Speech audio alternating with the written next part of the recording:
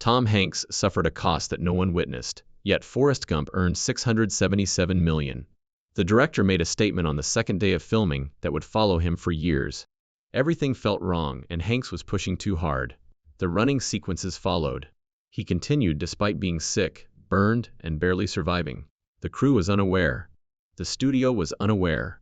Pure tiredness was the source of even the most famous line. Hanks is finally speaking up about what actually transpired behind the scenes at the age of 69. On July 9, 1956, Tom Hanks was born in a conquering California. However, his formative years didn't feel like a start. They were more akin to fragments dispersed throughout several locations. His parents' divorce by the time he was 4 years old wasn't amicable or peaceful. They shifted him around like luggage and fought for custody. He had already lived in 7 different homes between the ages of 4 and 10. Temporary stops were made in cities, including Oakland, Red Bluff, and Sacramento. He never stayed at one school long enough to establish himself. He had transferred schools 4 times by the time he was in 5th grade. He never did unpack everything. He wasn't sure if he would stay for a month or a year. It was like being a guest in his own life, he once remarked. He didn't realize it would be important later, but the continual shifting forced him to develop his ability to read people quickly. It wasn't only unsteady at home. They were disintegrating. Amos, his father, was having a lot of problems with alcohol. They lived in a converted garage behind someone's Oakland home for 18 months, since they were so impoverished. They drank, cooked, and washed with an outdoor tap and a hot plate. There was no kitchen or running water. Amos occasionally worked as a cook, but his excessive drinking frequently left them completely broke. The lights were turned off for periods of time. For what seems like an eternity, Tom eats government cheese and powdered milk. When he was 10 years old in 1966, he discovered his father unconscious in their 1962 Rambler. The very next morning, the car was repossessed. He learned the value of hard labor above skill, and what it meant to be without anything from that kind of life. Everything around him continued to shatter, but in one spot nothing moved: the cinema. He could watch movies for a whole weekend for 50 cents. He got to know Jimmy Stewart better than any of his neighbors. He memorized the lines from The Man Who Shot Liberty Valance and It's a Wonderful Life. He began staging plays in his backyard with his brothers when he was 8 years old. Bed linens were transformed into curtains and cardboard crates into saloons. They charged 10 cents to watch their debut play, which lasted 47 minutes. In the 3rd grade, he joined the school's theater. He became the characters, rather than only memorizing phrases. He once made up the rest of his lines during Our Town in 1968, after forgetting them. His instructor, Mrs. Rollins, stated that she realized he was unique at that moment. Home, however, was always a mess. Things worsened after his mother remarried in 1970. Leo, her new husband, was a truck driver and opposed gentle parenting. He introduced military-style rules into the house, weighed 240 pounds, and stood 6. Weekdays without TV, lights out at 9, and penalties that frightened Tom. Tom had had enough in March 1972. When Leo saw him reading rather than cleaning, he destroyed his box of movie clips. Tom was 15. He fled after packing a backpack.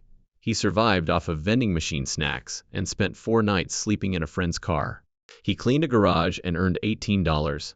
On the 5th day, his mother discovered him and persuaded Leo to relax. However, Tom learned something from those 4 nights that he will always remember: how it truly feels to be terrified, alone, and uncertain about whether someone will come get you. Between 1972 to 1974, he found something firm at Oakland Skyline High. He struggled at school. Despite his poor SAT scores, the stage was familiar to him. He performed in The Music Man and South Pacific. He was given a lead role at the age of 17 that caused people to pause and take notice. His classmates applauded him for the first time. The youngster who moved around was no longer him. He had a raw quality that the drama teacher noticed. He claimed that Tom had a knack of lighting up the room with his boisterous and crazy ways. Everyone remembers Tom when he returned to deliver the graduation speech in 1985 years later.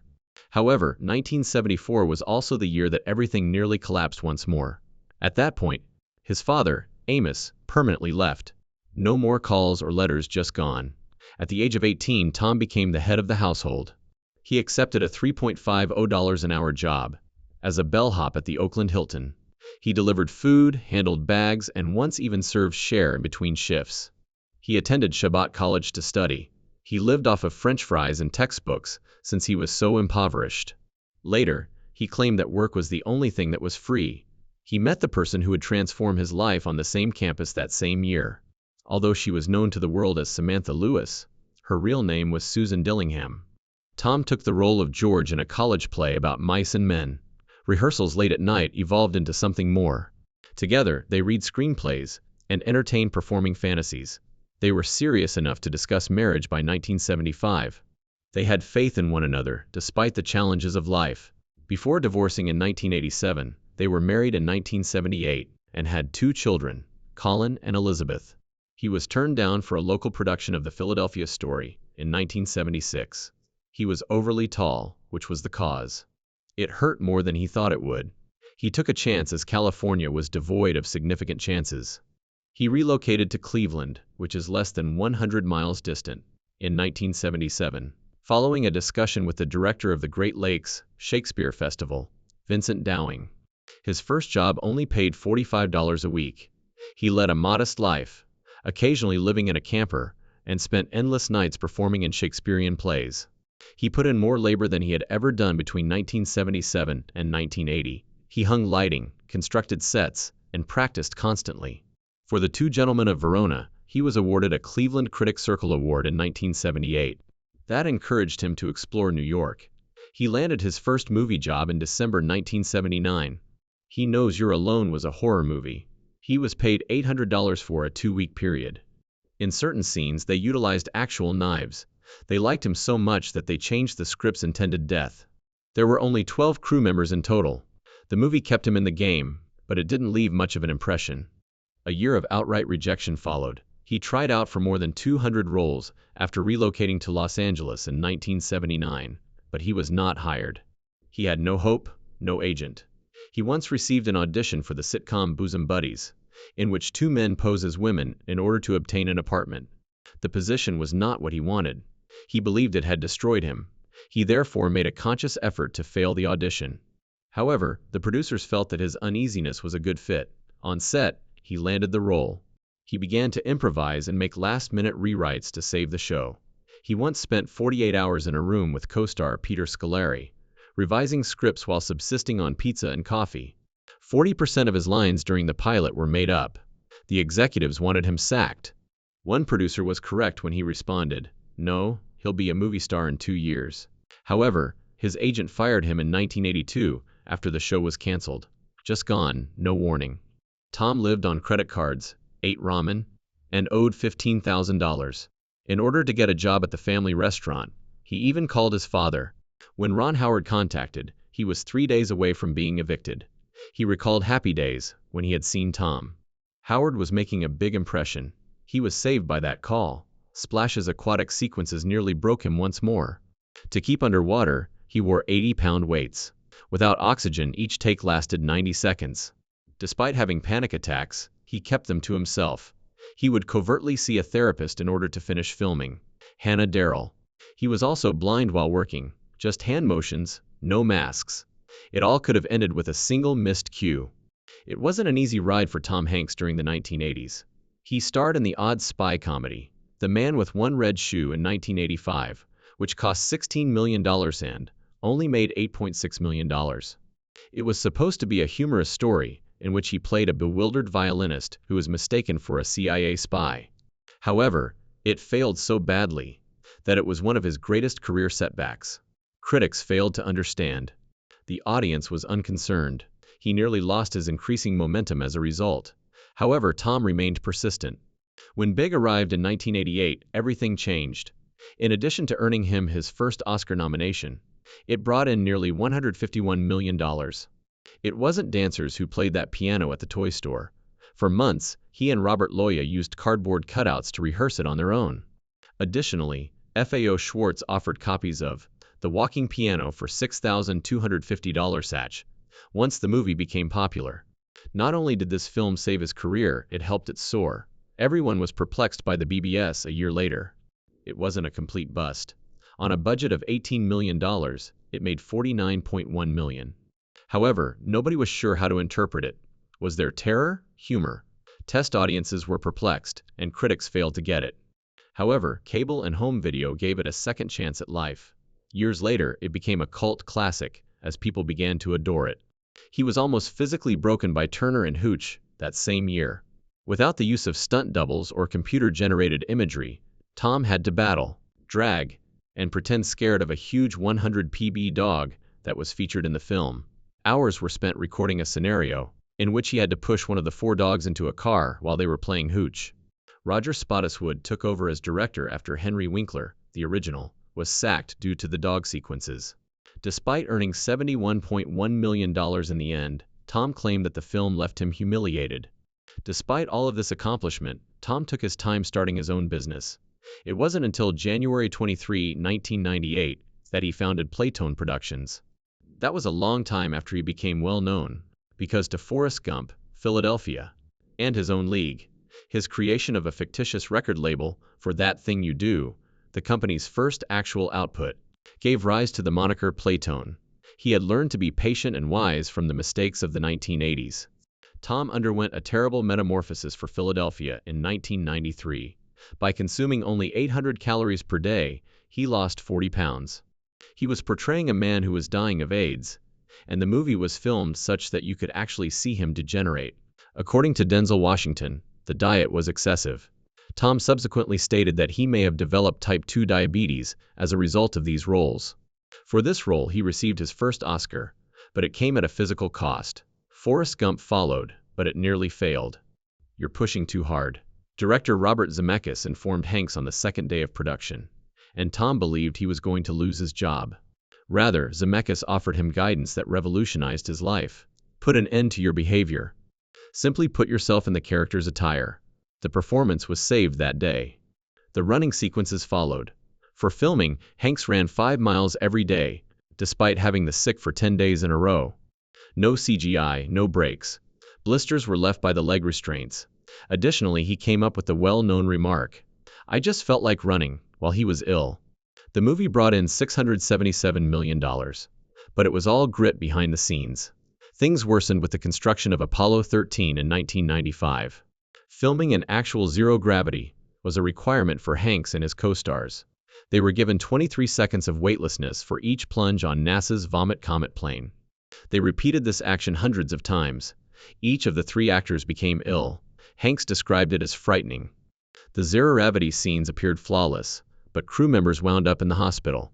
Hanks was accustomed to suffering by the time Saving Private Ryan began production in 1997. However, he was unprepared for that.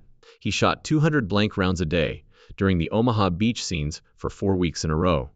Gallons of artificial blood, more than 1,000 fictitious corpses, and actual amputees portraying injured soldiers were also present.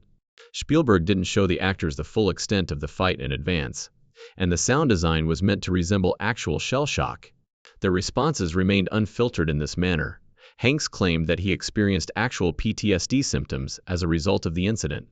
He grew jittery around loud noises and experienced nightmares. He dropped from 225 pounds to 170 pounds in 4 months for Castaway, which was released in 2000.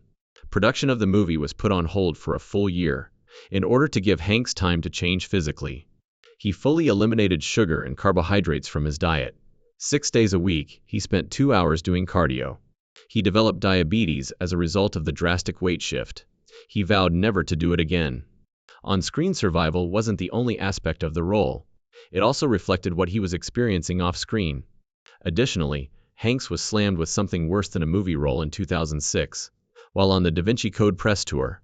Chad, his son, acknowledged that he had been hooked to cocaine since he was 16 years old. Hanks, who was 24 at the time, was already well known. Chad announced that he had been sober for 60 days on Instagram.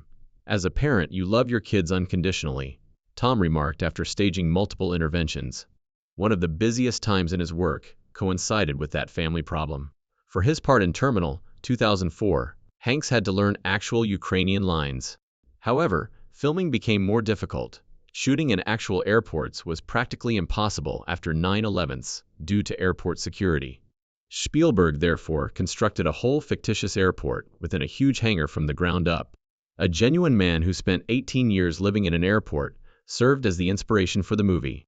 In 1994, Tom became so disinterested in interviews, while promoting Forrest Gump, that he began composing a screenplay. That Thing You Do, which he directed for the first time in 1996, was adapted from that script. On the Billboard 200, the soundtrack peaked at number 21. However, it wasn't simple behind the scenes. During production, he dismissed the editor due to artistic differences. On a budget of $26 million, the film earned $34.6 million. Although it wasn't a huge hit, it demonstrated Hanks's ability to both write and direct. In 2009, Angels and Demons followed. He fractured his shoulder while filming a pursuit scene in Rome. That caused a delay in everything. Additionally, the crew was prohibited from recording in any of the Vatican's churches. On Los Angeles soundstages, Hanks and filmmaker Ron Howard had to construct whole cathedrals. The film earned close to $486 million globally, in spite of all the obstacles. The voice acting in Toy Story 3 was more than just adorable, it was intense. They had to re-record the last scene, where Andy hands out the toys, since it was so moving. With a $200 million budget, Pixar pushed Hanks to improvise, which strengthened Woody's climactic arc. Hanks backed Hillary Clinton in 2016, right before Sully came out.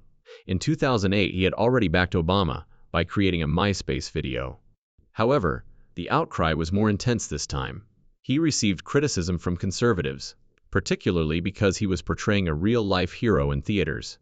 In 2008, he also raised more than $44 million to oppose California's Proposition 8. He stuck to his convictions, despite some fans turning against him. In 2013, he ventured into even more dangerous territory with Captain Phillips. The pirates from Somalia weren't actors. They were authentic Somali immigrants discovered in Minneapolis during auditions. In order to ensure that every detail was perfect, the production team visited a Navy museum and reconstructed the lifeboat where Hanks was taken hostage from the original. There was no predetermined tension between Hanks and the non-actors. It was authentic. Every scenario was tinged with real terror due to the limited space and language barrier. Spielberg then recast Hanks as a Cold War lawyer in Bridge of Spies. Gregory Peck had attempted to make this film in the 1960s, but it was shelved following the Cuban Missile Crisis, something Hanks was unaware of. In order to better comprehend the character he was playing, Hanks met with the family of the real James Donovan. He used Spielberg's blessing to improvise a lot of lines. In addition to earning $165 million, that $40 million movie took home the Oscar for Best Supporting Actor. The Post followed in 2017.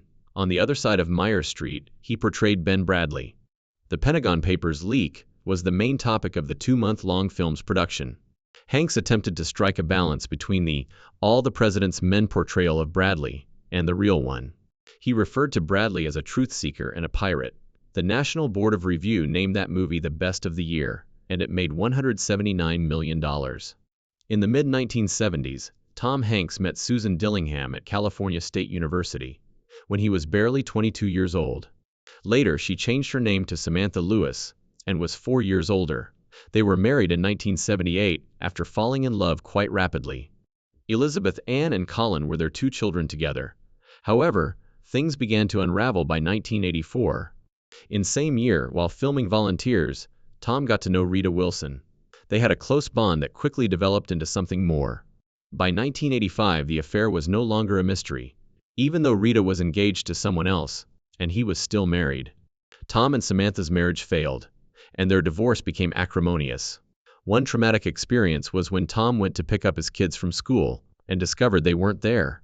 They had already been gone for 2 weeks, according to his daughter Elizabeth's 2025 memoir. Without informing him, their mother had discreetly relocated them to Sacramento. He was crushed by it. The affair with Rita persisted.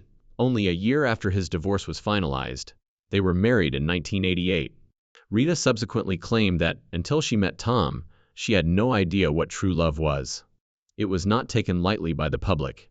Rita was dubbed a homewrecker by many. Tom acknowledged that the primary cause of his first marriage's breakdown was his adultery.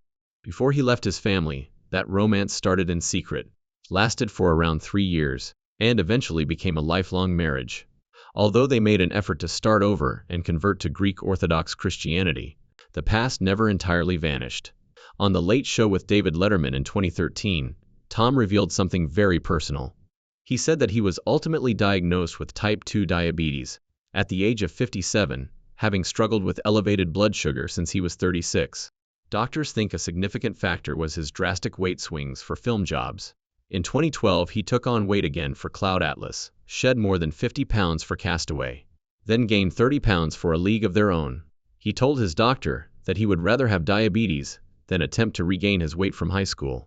He came to terms with it, although it became more difficult. On March 11, 2020, Tom and Rita tested positive for COVID-19 while in Australia filming the Elvis biopic. At the time, they were 63. They were some of the first well-known people to contract the virus. Fatigue and body aches were the first signs they experienced. They spent 14 days in a Queensland hospital. Rita had nausea, high fevers, and a loss of taste and smell. Tom was exhausted and felt weak. He was unable to return to his usual strength, even after leaving the hospital. He revealed that he would have to take a nap merely from washing the dishes or laundry. His COVID symptoms persisted for a while, and they got worse since he had diabetes.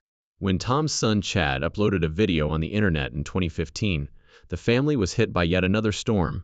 He said that he was severely addicted to cocaine. He claimed to have sold and consumed so much of it that he even smoked crack and plugged his nose. He spent about 6 months in a wilderness rehabilitation camp in Utah. Tom openly helped him get over it. Cadet claimed that he held his father's fame in the highest regard. He didn't believe he deserved any credit and felt pressured to be someone he wasn't. He almost broke. Then, during the 2014 Sony Pictures breach, Tom's privacy was compromised. Numerous celebrities' personal emails and information were compromised by hackers. They discovered that Tom had used Johnny Madrid as a fictitious hotel check-in name. Fans were taken aback, however, when they learned of his covert fixation with old typewriters. He had more than 100 of them. Although it was a harmless eccentricity, he had no intention of disclosing it to the public. Tom was compelled to permanently alter his security practices when the hack revealed private communications and Hollywood wages. Despite his decades of success, Tom has also battled imposter syndrome. He was anxious and insecure when Forrest Gump was being filmed in 1994. He had to be told to quit pushing so hard by director Robert Zemeckis. He carried that insecurity with him. He later acknowledged that he still questions his suitability for the part on the second day of every filming. When Paul Newman and I were filming Road to Perdition, it grew worse. It was unbelievable to Tom that he was sharing scenes with someone he considered a legend. He eventually began treatment to better comprehend these emotions. He claimed that it made it easier for him to realize that, despite his occasional feelings of being a fake, he wasn't. AI-generated scams began utilizing Tom's voice and visage in phony advertisements for dental procedures and miraculous diabetes cures in 2023 and 2024. He took a strong stance, telling people that these advertisements were hazardous and fraudulent, and that he had nothing to do with them. He clarified that he never recommends untested medicines and only collaborates with competent medical professionals. Because fraudsters were utilizing his actual medical condition to deceive people, it became a serious worry. Tom persisted in moving forward in spite of everything. He claimed to feel better than he had in his 30s in July 2025, at the age of 69. He claimed that at the time, gravity began to pull him down and his metabolism crashed. He now eats healthily and works out frequently. He made a joke about how his 30s were stressful and full of pressure, but now he had time to prioritize his health. Given that his movie employed artificial intelligence to make him appear much younger, some people detected changes in his voice and hair, and questioned whether he had taken any steps to reverse aging. Tom, Robin Wright, and director Robert Zemeckis were supposed to have a huge reunion in that movie, using a single camera perspective and time windows to depict decades of family life. It was shot in a novel way, but despite all the nostalgia and technology, the film didn't resonate. After its November Honest 2024 premiere, it garnered primarily unfavorable reviews and only grossed $15.8 million worldwide. In 2022, Tom was also heavily criticized for his performance as Colonel Tom Parker in the movie Elvis. Critics claimed that he was unidentifiable due to the prosthetics and that his accent was strange. Some even referred to it as his worst performance to date. Since Tom was usually known for his natural acting approach, many fans found this to be too false. Therefore, it was difficult to hear. For someone who had been adored for so long, the public's response was rather harsh. Tom's production business, Playton, supported the 2017 thriller about digital surveillance, The Circle. Emma Watson and Tom himself starred in it. Despite spending $18 million, The film only earned $20.5 million in the US. It received a dismal review from critics, receiving only 15% on Rotten Tomatoes. The fact that Tom played a computer billionaire cautioning about digital privacy, while also appearing in advertisements for tech firms like Apple, struck some as hilarious. It wasn't all horrible, though. Tom's first book, The Making of Another Major Motion Picture Masterpiece, was published in May 2023. It was a 416-page narrative describing how a veteran's life became a contemporary superhero film, spanning 80 years from 1947 to the present. To accompany the story, Tom even wrote 3 comic books himself.